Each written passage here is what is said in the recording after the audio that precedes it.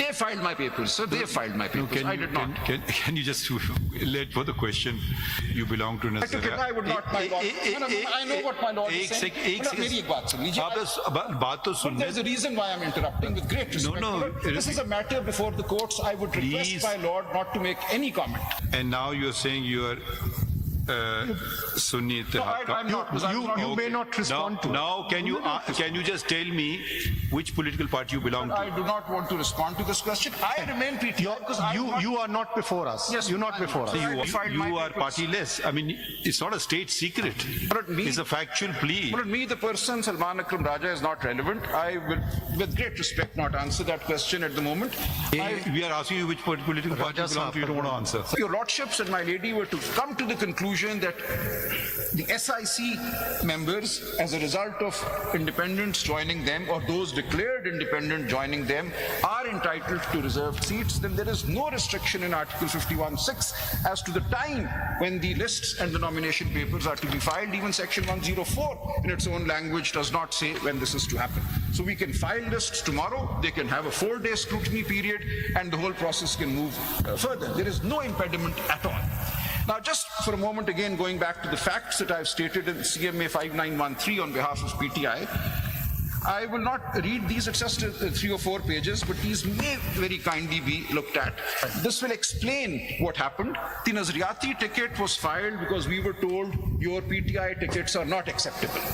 So we had no option then. We were desperately trying to give the people of Pakistan an opportunity to vote for the party that they want to vote. And it was our fear that if each constituency, a National Assembly constituency in Punjab at least, has 1 NA candidate and 5 provincial assembly candidates underneath, 6 different symbols in 1 constituency. This is the election we had to fight ultimately.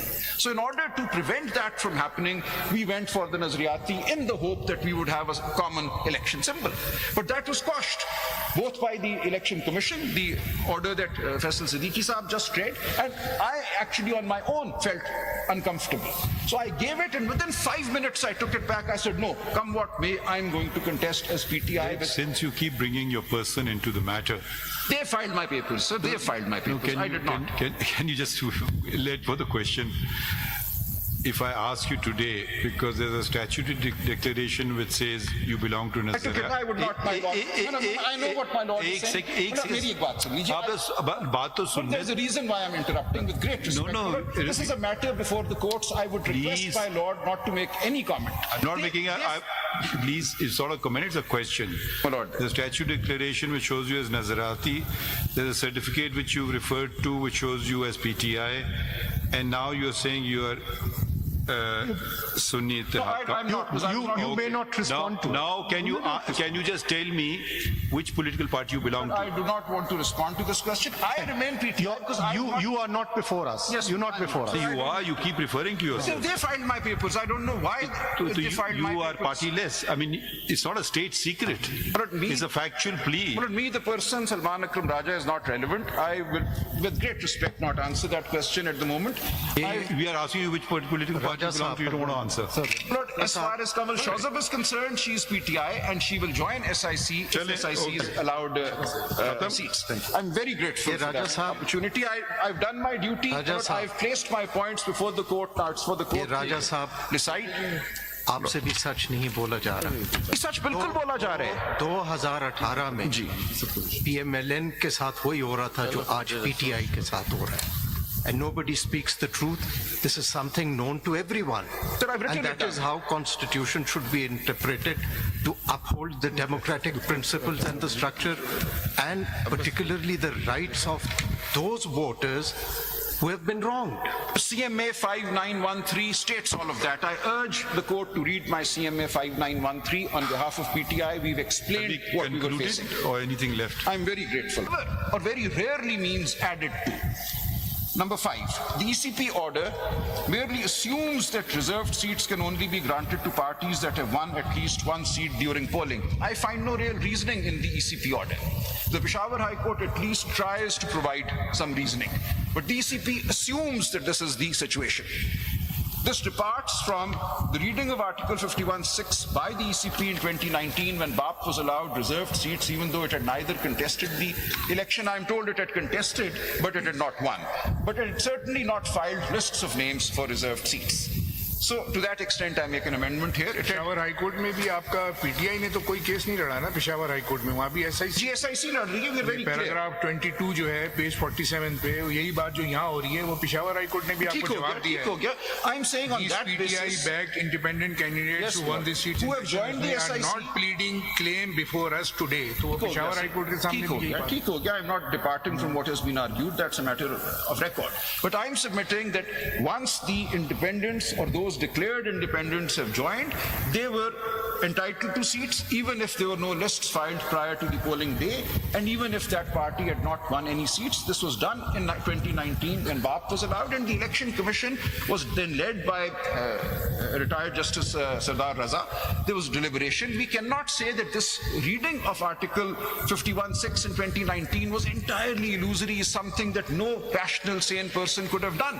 It was a rational interpretation arrived at, and there is no reason today to depart from that interpretation, particularly when in the facts and circumstances that we now face, it will lead to an entirely unrepresentative National Assembly as well as the provincial assemblies of at least KP and Punjab. So the point in referring to the BAP case is simply to say this was a reasonable interpretation, and that reasonable interpretation can be adopted even today. It may not be binding, but it was reasonable. And if something is reasonable, then it is not excluded. So far, the Election Commission has acted as if this is a self-evident truth that at least one seat should have been won, that 86 plus 1 is equal to 87, but 86 plus 0 is equal to 0. This was not the interpretation made in 2019 and should not be the interpretation made today. I move on. Number 6. The Attorney General had to rely on Article 63A, Clause 2, to read the requirement of at least one seat directly won into Article 51(6). So I found the argument made by the learned Attorney General interesting. He felt that reading 51(6) with 63A, Clause 2, gives us the basis for saying that there should be at least one seat. And his argument was that it talks about a parliamentary party.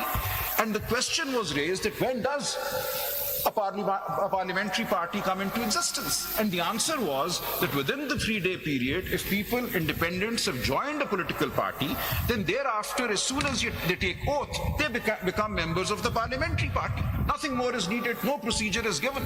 So in the 3-day period, these independents joined the SIC. When they took oath, SIC became a parliamentary party. So nothing is inconsistent about, the way things have happened. And the Election Commission therefore accepted the SIC as a parliamentary party. And it accepted it during that 3-day period also as a political party that may be joined. So when declarations were filed under Rule 92, Clause 6, that was read at length a little while ago, they accepted those declarations and said, yes, this is a political party that you can join within that 3-day period. So that entire reading of the Constitution, of the rules of the Election Act, cannot now be declared a mistake or an arbiter only to oust us. So this reliance or reference to Article 63A is entirely irrelevant. A parliamentary party came into existence when those who had joined within 3 days took oath and became members of the National Assembly. They became a parliamentary party. Number 7. The reading of Section 104 of the Election Act 2017 is dependent on the reading of Article 51(6). If parties consisting of independents who had not contested can be allowed reserved seats, then Section 104 must be read to allow opportunity to such parties to file lists and nomination papers after the polling day and announcement of the results of the directly won seats.